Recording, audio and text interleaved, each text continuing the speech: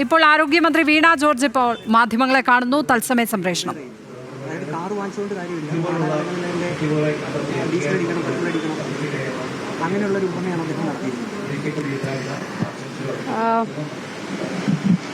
ബഹുമാന്യനായിട്ടുള്ള doctor Haris പറഞ്ഞ വിഷയത്തിൽ ഞാൻ ഇന്നലെ തന്നെ പറഞ്ഞിരുന്നു. അദ്ദേഹത്തിൻ്റെ പോസ്റ്റുമായി ബന്ധപ്പെട്ട് അതിൻ്റെ ഉള്ളടക്കവുമായി ബന്ധപ്പെട്ട് ഒരു സമഗ്രമായിട്ടുള്ള അന്വേഷണം നടത്തി റിപ്പോർട്ട് സമർപ്പിക്കാൻ നിർദ്ദേശം നൽകിയിട്ടുണ്ട്.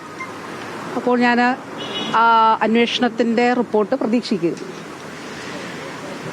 ഡോക്ടർ ഹാരിസ് അദ്ദേഹം മാധ്യമങ്ങളോട് സംസാരിച്ചത് ഇന്ന് രാവിലെ ഞാൻ കണ്ടിരുന്നു.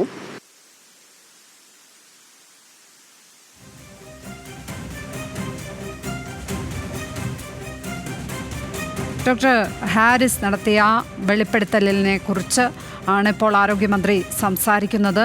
ഇതിൽ ആരോഗ്യവകുപ്പിൻ്റെ ഒരു അന്വേഷണം നടക്കുന്നുണ്ട്. യൂറോളജി ഡിപ്പാർട്ട്മെൻറ്റിൽ ഉപകരണങ്ങളുടെ ക്ഷാമം മൂലം ശസ്ത്രക്രിയകൾ തടസ്സപ്പെടുന്നു എന്നതായിരുന്നു ഡോക്ടർ ഹാരിസിൻ്റെ പ്രതികരണം. അദ്ദേഹം ഇതുമായി ബന്ധപ്പെട്ട് ഇന്നലെ ഫേസ്ബുക്ക് പോസ്റ്റ് ഇട്ടിരുന്നു. തുടർന്ന് അത് പിൻവലിച്ചെങ്കിലും ആ പ്രസ്താവന വലിയ തോതിൽ ചർച്ച ചെയ്യുകയും അദ്ദേഹത്തിൻ്റെ പ്രതികരണം മാധ്യമങ്ങൾ ആരായുകയുമായിരുന്നു. അപ്പോൾ അദ്ദേഹം 2 തവണയും ഈ ഒരു വിവാദത്തിൽ ഉറച്ചു നിൽക്കുന്നതായാണ് നമ്മൾ കണ്ടത്.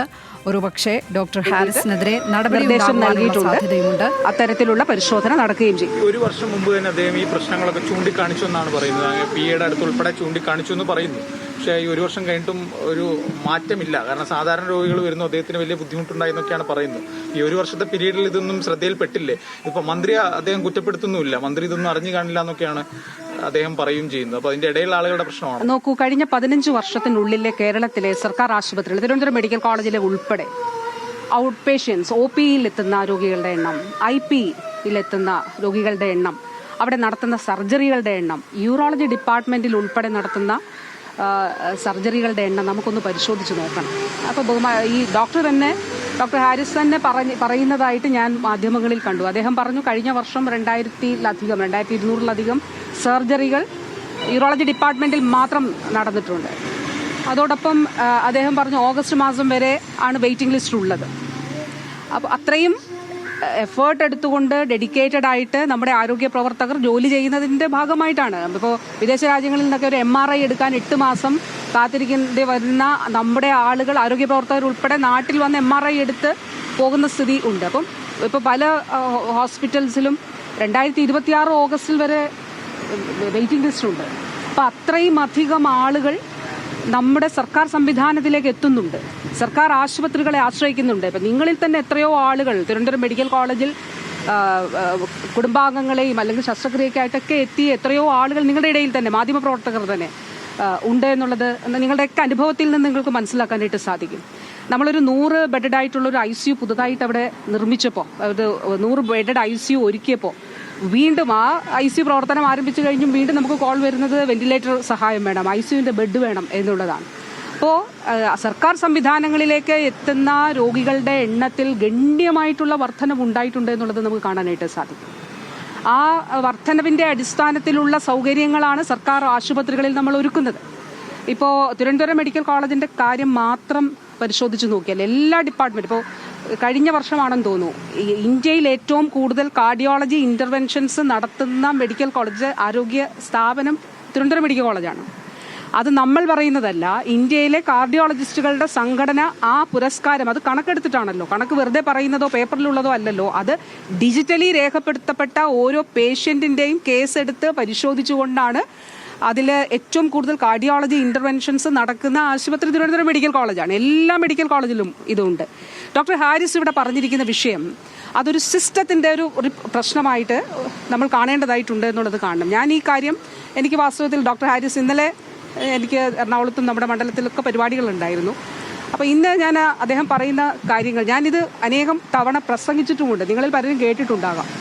അതായത് നമ്മുടെ മുന്നിൽ എത്തുന്ന ഒരു വ്യക്തി, ഒരു രോഗവുമായിട്ടെത്തുന്ന വ്യക്തി, അത് നമ്മളാണെന്നോ നമ്മുടെ പ്രിയ മക്കളാണെന്നോ നമ്മുടെ ലൈഫ് പാർട്ട്ണറാണെന്നോ നമ്മുടെ മാതാപിതാക്കളാണെന്നോ ചിന്തിച്ചാൽ അവിടെ നമ്മുടെ സിസ്റ്റം ശരിയാകും എന്നുള്ളതാണ് ഞാൻ പറഞ്ഞിട്ടുള്ളത്.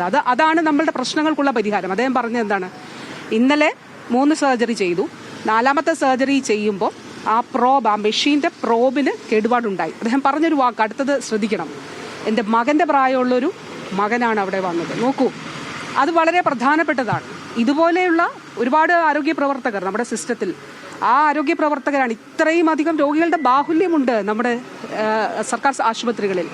2023 ഡിസംബർ മാസത്തിൽ കേരളത്തിന്റെ ചരിത്രത്തിൽ ആദ്യമായിട്ട് 270 അധ്യാപക തസ്തികൾ എന്ന് പറയുമ്പോൾ ഡോക്ടേഴ്സ്, ക്ലിനിക്കൽ തസ്തികളാണല്ലോ, ക്ലിനിക്കൽ ഡിപ്പാർട്ട്മെന്റുകളിലാണ് ഏറ്റവും കൂടുതൽ ഉണ്ടായിട്ടുള്ളത്. അത്രയും തസ്തികൾ കേരളത്തിന്റെ ചരിത്രത്തിൽ ഉണ്ടായിട്ടില്ല. 270 തസ്തികകൾ മെഡിക്കൽ വിദ്യാഭ്യാസ വകുപ്പിൽ സൃഷ്ടിച്ചു. ആരോഗ്യ വകുപ്പിൽ നമുക്ക് സൃഷ്ടിക്കാനായിട്ട്, അതായത് DHS കീഴിൽ സൃഷ്ടിക്കാനായിട്ട് കഴിയും. അപ്പോൾ അദ്ദേഹം പറഞ്ഞത് ഇപ്പോൾ അതിൻ്റെ ഒരു മറുവശം, ഇപ്പം ഞാൻ അത് അതിൻ്റെ മറുഭാഗം കൂടി എന്താണെന്നുള്ളത് പ്രഥമമായിട്ട്, ഞാൻ ഈ പറഞ്ഞതൊക്കെ പ്രഥമമായിട്ടുള്ള വിവരമാണ്. അത് കൃത്യമായിട്ടുള്ള സൂക്ഷ്മമായിട്ടുള്ള അന്വേഷണം ഡോക്യുമെന്റ്സിന്റെ അടിസ്ഥാനത്തിൽ പരിശോധിച്ച് എനിക്ക് റിപ്പോർട്ട് നൽകണം എന്നാണ് പറഞ്ഞത്. മറുഭാഗത്ത് എന്താണ് അവർ പറഞ്ഞൊരു കാര്യം, സൂപ്രണ്ട് പറഞ്ഞത് 3000 രൂപ കൂടി, 3000 രൂപ ഒരു പ്രോബിന് കൂടി, 3 പ്രോബും 9000 രൂപ കൂടി.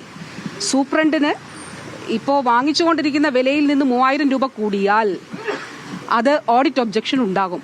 ഓഡിറ്റ് ഒബ്ജക്ഷൻ ഉണ്ടായിട്ട് സൂപ്രണ്ട് നേരത്തെ വാങ്ങിച്ചുകൊണ്ടിരുന്ന വിലയിൽ നിന്ന് 3000 രൂപ അധികം, സൂപ്രണ്ടോ അത് ആരാണോ വാങ്ങിക്കേണ്ടത്, 3000 രൂപ അധികം കൊടുത്തുകൊണ്ട് ഇത് വാങ്ങി അഴിമതി. ഇന്ന് തന്നെ ഡോക്ടർ പറയുന്ന ഒരു കാര്യം എൻ്റെ ശ്രദ്ധയിൽപ്പെട്ടു. എന്താണ്, ഒരു മെഷീൻ ഡോക്ടേഴ്സ് തന്നെ, യൂറോളജിയിലെ തന്നെ ഒരു കാര്യമാണ് അദ്ദേഹം പറഞ്ഞതായിട്ട് ഞാൻ കേൾക്കുന്നത്, അവിടെ തന്നെ കുത്തിയൊടിച്ചു എന്ന് ഏതോ മാധ്യമങ്ങൾ റിപ്പോർട്ട് ചെയ്തു. അപ്പോൾ ഇത് സിസ്റ്റത്തിൽ മുഴുവൻ ഉണ്ടെന്ന് നമ്മൾ കാണണം. അതായത് ഫയലുകൾ മൂവ് ചെയ്യുന്നത്, ഇത് പരിഹരിക്കുന്നതിന് വേണ്ടിയിട്ടാണ് സർക്കാർ ശ്രമിച്ചിട്ടുള്ളത്. ഒരു വർഷം എടുക്കുന്നു പറയുമ്പോഴേ, ഒരു വർഷം അല്ല